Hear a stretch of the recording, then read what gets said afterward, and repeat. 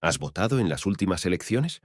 Si es así, deja que comparta contigo unas reflexiones sobre por qué he dejado de hacerlo. Además, averiguaremos qué tipo de votante eres, cuánto vale tu voto, el valor del mío y si la abstención puede convertirse en una defensa del ciudadano ante la corrupción del sistema. Recibe esta dosis heroica. Solo puede ser buena. Déjame analizar qué tipo de votante eres. Voy a describir algunos perfiles, y es muy probable que te veas reflejado en uno o varios de ellos al mismo tiempo. Perfil fundamentalista. Como demócrata que eres, si no ejerces tu derecho al voto, crees que perjudicas al propio sistema, a la sociedad y a ti mismo. Perfil ideológico. Tus ideales te llevan a votar a determinado partido. Aunque no te represente por completo, sabes con total seguridad que es el mejor voto posible y te cuesta entender que haya gente que piense lo opuesto. Ves dos frentes bien diferenciados, y tú estás en el correcto. Perfil resignado. Eres consciente de la corrupción general que afecta a tu democracia. Aún así, votas impulsado por la teoría del mal menor, apoyando a los que supones menos dañinos para tu nación. Perfil interesado. Tú, o personas de tu entorno más cercano, creéis o sabéis que si gana el partido que apoyas, os veréis beneficiados de algún modo. Perfil narcisista. Tu motivación principal es proyectar una imagen más favorable de tu persona, así que votas por quienes juzgas que pueden servir mejor a ese propósito. Tu voto podría cambiar en función de las corrientes dominantes, modas y su aceptación social. A poco que te analices, es probable que los principios ideológicos que apoyas no los apliques en tu vida personal por no resultar convenientes o verdaderos. Podría tenerse como un subperfil del interesado. Perfil imitador. No te interesa la política, pero votas lo mismo que las personas con más influencia sobre ti. Desde luego que hay más perfiles y motivaciones, pero no es el objeto de este vídeo describirlos todos. Es probable que, en mayor o menor medida, hayas encontrado paralelismos con tu forma de votar. Sea cual sea tu perfil, tienes algo en común con el resto. Tu voto no ha hecho más que consolidar la corrupción y la decadencia que asolan a las democracias occidentales. A lo largo de los años, mi abstención, siendo alguien interesado en la filosofía política, me ha reportado varios disentimientos y hasta reproches, desde que es una postura idealista que dejo que otros tomen las decisiones por mí o hasta que pierdo mi derecho a quejarme del sistema. Como no estoy de acuerdo con nada de eso, y considero que la abstención, cuando es activa, puede convertirse en un arma contra la corrupción política, he preparado este vídeo para fundamentar mi postura. Deja que me explique. Si te has sentido identificado con el perfil fundamentalista, presta atención, pues en este apartado reflexionaremos sobre la problemática de esa postura. Permíteme empezar por los orígenes de la democracia. Viajemos a la antigua Grecia. Todos sabemos que la democracia ateniense era muy distinta a lo que hoy consideramos como tal. Aún así, los pensamientos de ciertos sabios de aquella época siguen vigentes en la actualidad y nos pueden ayudar en nuestro buen juicio. Platón fue uno de los principales críticos de la democracia. Como bien apuntó, el pueblo, en general, carece de formación política. Se halla sumido en la doxa, es decir, se guía más por la opinión que por la sabiduría, por lo que resultará sencillo que los demagogos pastoreen sus opiniones en favor de intereses torticeros. ¿Acaso me vas a decir que eso ha cambiado? Para Platón, lo deseable era la asociación del poder con el saber, ya que la democracia fomenta la inmoralidad entre las gentes y conduce a la tiranía.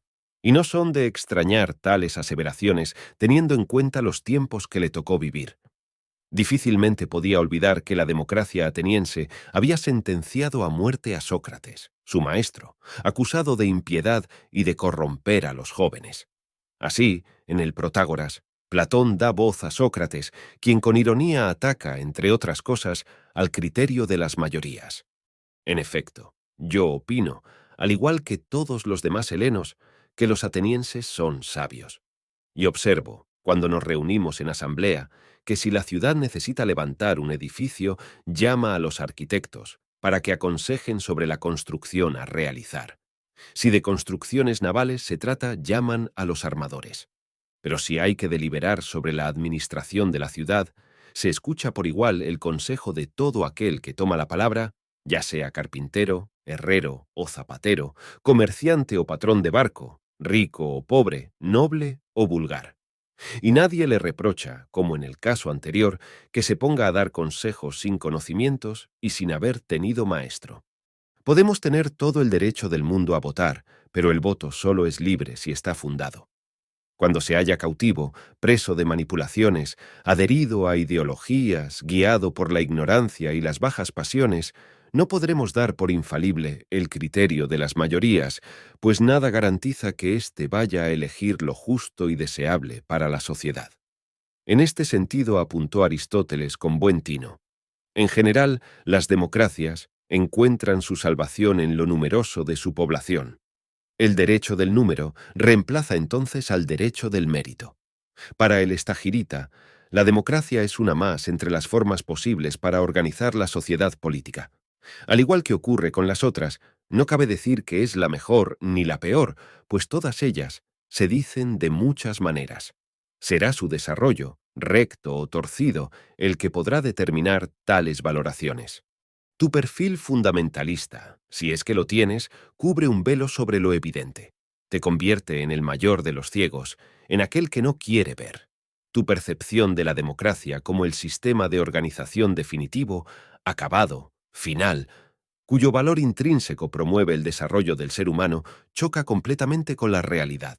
Para empezar, no hay dos democracias iguales, como no hay dos mercados iguales.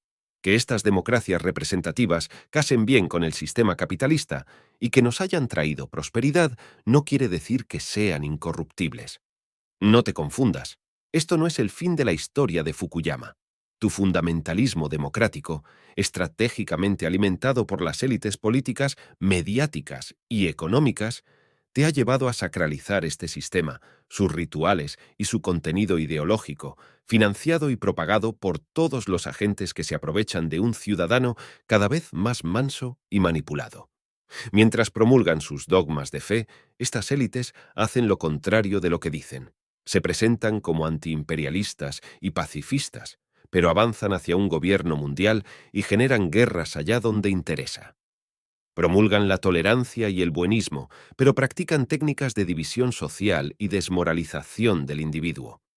La mejor defensa ante esta ceguera que está llevando a Occidente al filo del precipicio es cultivar el sentido crítico, tornar ese fundamentalismo en un sano escepticismo, reconociendo que la democracia liberal es un régimen aceptable dentro de las posibilidades experimentadas, pero que tiene sus debilidades y es corruptible como cualquier otro. Si valoras realmente tu democracia, mirarás con preocupación el deterioro de sus instituciones y la corrupción de la clase política. No te equivoques. Quizá pienses que la democracia se alza como un muro infranqueable para totalitarismos y tiranías, pero ¿es así realmente? Tal y como se viene practicando la democracia en Occidente, solo es cuestión de tiempo la temible transformación. De hecho, ya está sucediendo, y con tu voto no haces más que respaldarla. Si de alguna manera te has sentido identificado con el perfil ideológico, en este apartado trataremos tal problemática. A decir verdad, todos nos hallamos impregnados de diversas ideologías. Nuestra visión del mundo se compone de conjuntos de ideas ampliamente compartidas que buscan interpretar la realidad. Mi objetivo no es cambiar tus ideales, sino que analices hasta qué punto tienes una ideología, o esa ideología te tiene a ti. Me explico. Hay ciertas cuestiones que tienen una clara propensión a crear rasgos poderosamente identitarios.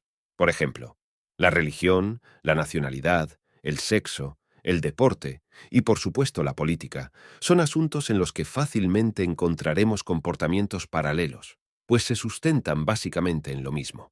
Pero centrémonos en el plano político. Has de saber que los seres humanos tenemos una notoria tendencia a falsear la realidad en función del interés. Y te aseguro que los partidos políticos se hallan en el centro de múltiples y codiciables intereses. Por lo tanto, como es de esperar, usarán todas las argucias que se demuestren efectivas para la consecución de poder. Y entre ellas, la ideología será el credo de los potenciales adeptos. Esta explicará la complejidad del mundo de un modo asequible, sencillo, vilipendiando u omitiendo las variables que no sirven al interés del partido y destacando las que sí. La ideología política suele presentar la realidad como algo estático. Por consiguiente, se puede vender como depositaria de las soluciones a cualquier problema. Por lo común, al no ser su finalidad el resolverlos, sino alienar al individuo y servirse de él, utiliza la propaganda para sostener y ganar nuevos adeptos mediante lemas y consignas que promueven la división, el enfrentamiento y el dogmatismo. Recordemos las palabras de Hitler.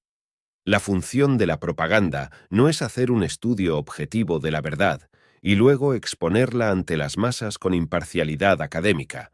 Su tarea es servir a nuestro propio derecho, siempre y sin pestañear. Y esta lógica es la que se viene aplicando en la propaganda política, ya desde antes del nazismo y hasta nuestros días. Si a esto se le suman las tácticas de manipulación psicológica, basadas en la incubación de sentimientos negativos, prejuicios interesados y el peligroso autoengaño por el que el individuo se convence de que sus ideales emanan de su voluntad y entendimiento, obtenemos al típico fanático, de ideas tan claras como cortas. Por lo tanto, si te has sentido identificado con el perfil ideológico, conviene que te analices con total honestidad. Lo que debes averiguar es el grado en el que te encuentras. Puedes considerar como preocupantes estos tres indicios. Usas con frecuencia etiquetas peyorativas impulsadas por los políticos que apoyas. En lo que respecta a cuestiones políticas y morales que consideras importantes, tus posturas son claras y firmes, coincidentes casi en su totalidad con las del partido que apoyas. Prefieres obtener información de personas afines o fuentes que coincidan con tus ideales, pues leer o confrontar personalmente posturas contrarias a la tuya te provoca disgusto, rabia y agitación. No pretendo engañarte. Si te identificas con los indicios anteriores, será complicado. Solo un evento crítico puede traerte de vuelta. Para el resto, os digo que todos estamos envueltos en ideologías, pero eso no nos exime de alabar la verdad y perseguir la mentira. La indolencia general ante ella debería alarmarnos a todos. Allí donde prolifere la mentira, la tiranía se anuncia o se perpetúa. Eso nos dice la historia. Si te has sentido identificado con el perfil resignado, al menos eres consciente de la corrupción general de la clase política. Sabes que todos ellos se benefician del estado del sistema y que no harán grandes cambios en ese sentido. Aún así, optas por escoger al partido que consideras menos dañino para tu nación. Es decir, eliges el mal menor. Aunque aciertes en tal valoración, tu voto no hace más que aprobar y respaldar los desmanes de la partitocracia en su conjunto. Y la tendencia de las últimas décadas, de seguir con las mismas fórmulas, no resulta esperanzadora. No eres un ingenuo. No va a surgir ningún salvador que reforme la democracia para que sea más justa. Una oligarquía nunca renunciará a sus privilegios sin una presión externa considerable. Piénsalo bien. La lógica de un partido, sin excepciones, consiste en ganar votos, los cuales se traducen en la obtención de poder. Por lo tanto, su principal preocupación no será ofrecer un servicio responsable y justo cuyas medidas busquen la prosperidad del país, castigar la corrupción, rehusar a privilegios injustificados y centrar la atención en los verdaderos problemas que aquejan a los ciudadanos. No. Su principal preocupación simplemente será la de conservar y aumentar las cuotas de poder obtenidas. Y para estos fines hay caminos más eficaces y provechosos que el buen gobierno. Véase el apartado anterior. Esta dinámica no se va a cambiar desde dentro del sistema. Los partidos políticos, ciertos órganos e instituciones, los sindicatos y los medios de comunicación tradicionales se hallan demasiado implicados en la corrupción de la propia democracia, la cual necesita reformas como un edificio con la estructura afectada. Votantes de este perfil, en numerosas ocasiones, me han tachado de idealista al defender la abstención. Pero ¿acaso no es idealismo esperar que ese mal menor, enteramente implicado en la partitocracia, vaya a ejecutar reformas que comprometan los privilegios de los que goza?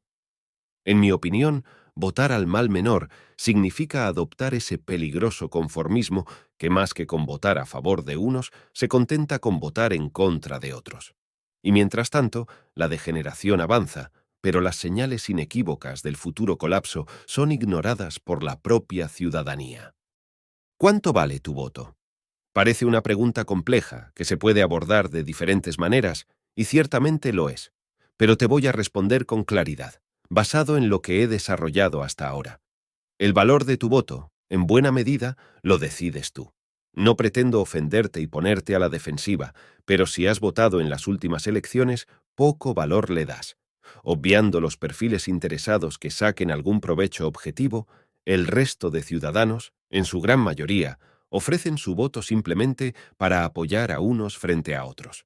Todas las mentiras, corruptelas, ineptitudes y privilegios del partido que apoyan se dan por buenas, y la burda justificación es que el otro bando es mucho peor. ¿Pero sabes qué? Precisamente es esa forma de hacer política en lo que están todos de acuerdo. No habrá un consenso explícito en temas fundamentales para mejorar la vida de los ciudadanos, pero a la hora de esquivar responsabilidades y gozar de privilegios, la partitocracia se regocija en un silencioso consenso. El ciudadano refrenda con su voto el deterioro y se convierte en lo que es, el espejo en el que se reflejan los políticos. Al final, parece que cada nación tiene el gobierno que se merece, tal y como rezaba un viejo aforismo. Es prudente no fiarse por entero de quienes nos han engañado una vez. Y sensata me parece tal afirmación. Yo no entrego mi voto a cambio de que me mientan y me tomen por un estúpido. ¿Sabes cuánto vale mi voto? Mucho más de lo que me ofrecen desde la partitocracia. Ya no bastan las palabras para convencerme. Necesito hechos. Si nuestros políticos actúan de un modo escandaloso y mendaz, es porque saben de su impunidad. Para reparar nuestra maltrecha democracia, es imprescindible afrontar la cuestión de la responsabilidad política. ¿Y esto qué significa? Que se deben instaurar una serie de medidas para observar automatismos, incompatibilidades y privilegios con el fin de limitar el poder y fiscalizar a los políticos. Y eso sería solo el principio. Profundas reformas serán necesarias para compensar este declive. Si tienes en mente alguna medida que consideras deseable para tu democracia, házmelo saber en los comentarios. Tranquilo, no soy tan cándido como para pensar que tales medidas surgirán de los propios partidos. Solo las presiones externas podrían provocar algún cambio en este sentido. Pero no es necesario que ocurra un suceso crítico o una grave conculcación del orden. Hay otras vías. Yo promulgo la abstención activa, que es lo contrario al desinterés o a la desafección. Es aquella que se basa en la disconformidad y busca fomentar el sentido crítico en los ciudadanos. Si este tipo de abstención crece, se canaliza adecuadamente para ejercer presión al sistema y cristaliza en proposiciones sensatas que afecten positivamente al conjunto de los ciudadanos, a la partitocracia, sindicatos, medios de comunicación tradicionales y otros agentes implicados en la corrupción democrática, no les quedará más remedio que ignorarnos y desprestigiarnos. Ante el ostracismo, habrá que elevar la voz y situar frente al espejo de la justicia y la razón esa motivación taimada y oscurantista. Ante el desprestigio, les dejo una impecable reflexión. Advertir a un sistema político de la amenaza que se cierne sobre él no implica atacarlo, sino que es el mayor servicio que se puede prestar al sistema. Lo mismo ocurre con el hombre. Advertirle de su debilidad no es intentar destruirlo, sino animarlo a fortalecerse. Mis conclusiones políticas van ligadas, como es lógico, a la propia naturaleza humana. Por lo tanto, no me llevo a engaño. Mi perspectiva induce irremediablemente al realismo político. Aunque en este vídeo haya fijado el punto de mira en la clase política, no deja de ser esta un mero reflejo de la propia sociedad. La democracia, al igual que cualquier sistema político, es corruptible como lo es el ser humano. No habrá leyes ni reformas que cambien eso, y la aceptación de tal principio es una buena cura contra fundamentalismos, dogmatismos e idealismos. Ahora bien, que nuestra propia corruptibilidad no tenga remedio, no quiere decir que sea imposible limitarla o ponerle freno. Y en este sentido, por la cuenta que nos trae, deberíamos estar todos de acuerdo. No entregues tu voto a cambio de nada. Valórate como corresponde, pues es nuestra única esperanza. La psicología del individuo se refleja en la psicología de la nación. Solo un cambio en la actitud del individuo puede iniciar un cambio en la psicología de la nación. Los grandes problemas de la humanidad nunca fueron resueltos por leyes generales, sino solo a través de la regeneración de las actitudes de los individuos. En esta imagen, que es la que usé para la miniatura del vídeo, observamos a August Landmesser, en un acto de coraje remarcable, negándose a participar en la aceptación de la barbarie. Afortunadamente, nuestro contexto es muy distinto, pero hay una valiosa enseñanza en esta fotografía. Allí donde la corrupción y la mentira prosperan, siempre habrá individuos que elijan no participar.